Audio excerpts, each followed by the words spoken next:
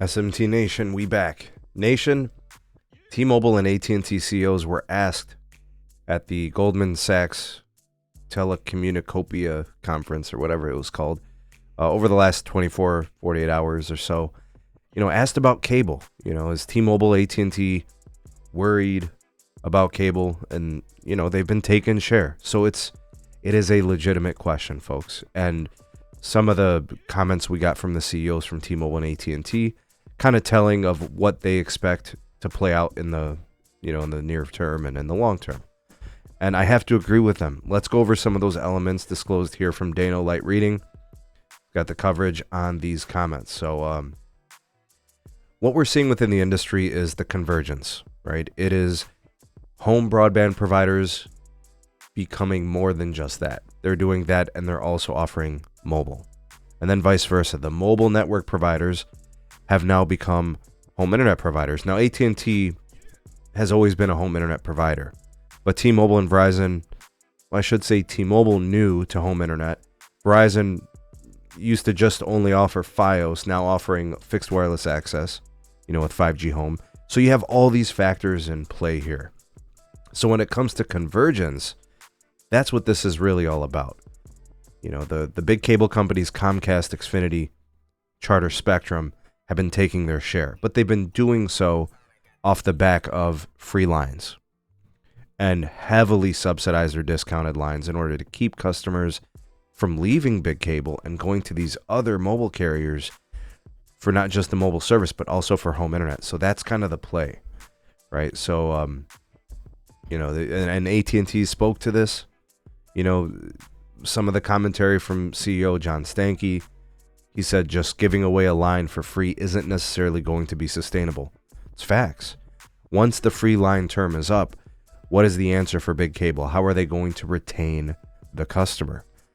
Because if it's not free, now the customer is a free agent, right? If they're going to pay $45 for a line now, well, they might be able to get a cheaper line with another carrier and do so on promotional rates or whatever, And some of the other comments from John Stankey, he said it's tough to be a price leader forever.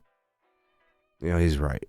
You lead in price, you kind of make your impact within the industry, and then there comes a point where you're like, man, I got to start making money. I can't just give away stuff for free. Now, CEO of T-Mobile, Mike Sievert, commented as well previously. He said the space is more competitive now, talking about how it is post T-Mobile and Sprint merger.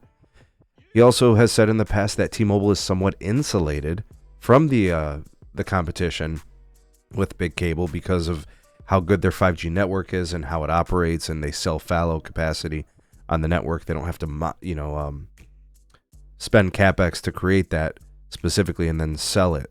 That extra capacity as fixed wireless access. I agree with a lot of what these guys are saying. I really do, and I've always sided with the wireless side as having the advantage because they multi-purpose a single network. Meanwhile, cable operators have to pay Verizon to get mobile access, right? That's kind of the way I've always seen it. And so I do agree. T-Mobile is kind of insulated. They've also got competitive multi-line pricing. They offer value with other, included perks and benefits. And, this has been the cable wave, folks. This version of cable with the free lines and the discounted lines, this was their push. We're going to learn if they're willing to continue to offer those same subsidies, those same deals, once these 1 year and 2 year terms are up. Are they going to be willing to continue to pay Verizon for mobile usage on their network at a cost that doesn't make any business sense? These people are getting free lines. And we've talked about T-Mobile's ability to grow on free lines and how we didn't like it long term. And T-Mobile has had to raise pricing and add fees, basically pull every other lever, for new customers and things like that, because the profitability matters. The cost of owning and operating networks continues to increase annually. We'll see how this plays out. And I will tell you guys, you got the cable operators that own CBRS. They're going to want to start building their own network to offload traffic from the Verizon network. This is a very, very interesting dynamic. I think T-Mobile and AT&T are correct. I agree with them. I think they've been able to I don't know, what do we want to say, take the hardest blows from cable. I don't think cable's going to be able to sustainably continue to give out these same deals. I don't think so. And then I think some of these customers are going to start shopping AT&T and T-Mobile for sure. And then, of course, there's always the fixed wireless access Verizon option, right? We just didn't have any commentary in this article. But tell me what you guys think. Comment down below your thoughts on this topic, what T-Mobile and AT&T had to say on it, and how cable implicates the space. This is quite interesting.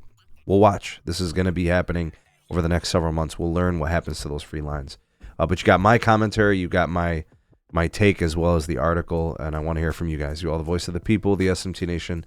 Let your voice be heard. Want to support your creators? We need you guys.